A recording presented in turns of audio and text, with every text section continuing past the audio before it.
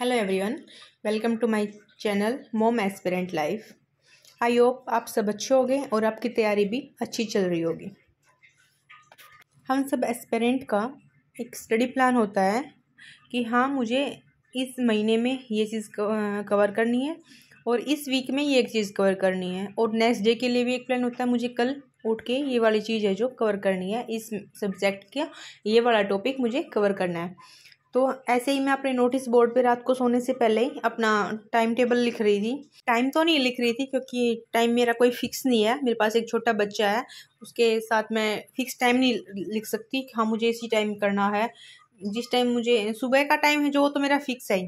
एक तो सुबह का 4 से 8 और एक दोपहर को जब बच्चा सो जाता है उसके बाद 1 से 3, वो तो टाइम है ही मेरे पास। उसके अलावा बाकी पूरे दिन में मेरे पास कोई टाइम फिक्स नहीं है हाँ कि मुझे इस टाइम पे ये चीज़ करनी है।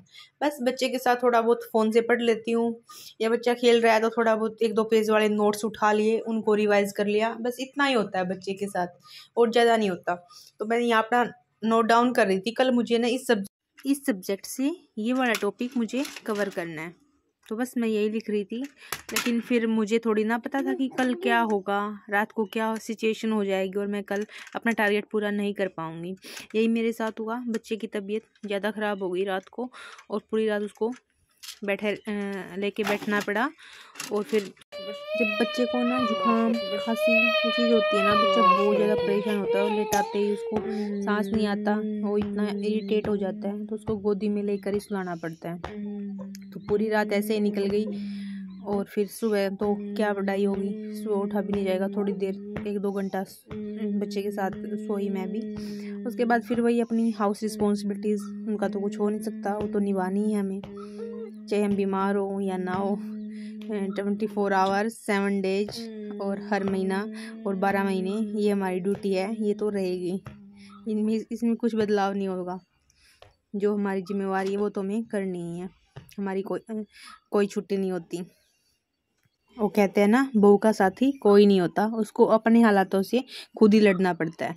तो ये एक अनमैरिड गर्ल के लिए एक बहुत बड़ा मैसेज है। आपके पास जो टाइम है वो बहुत गोल्डन पीरियड है, उसका अच्छे से यूटिलाइज करो, उसको ऐसे ही मत जाने दो।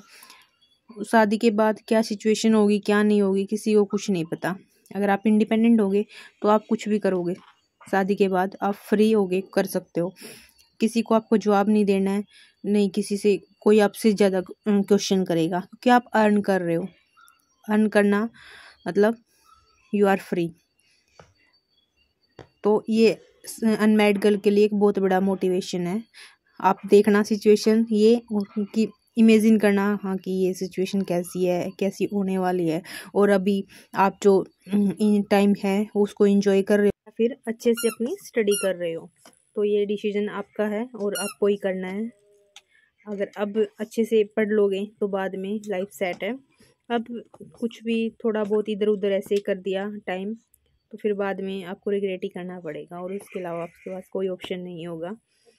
Thank you so much.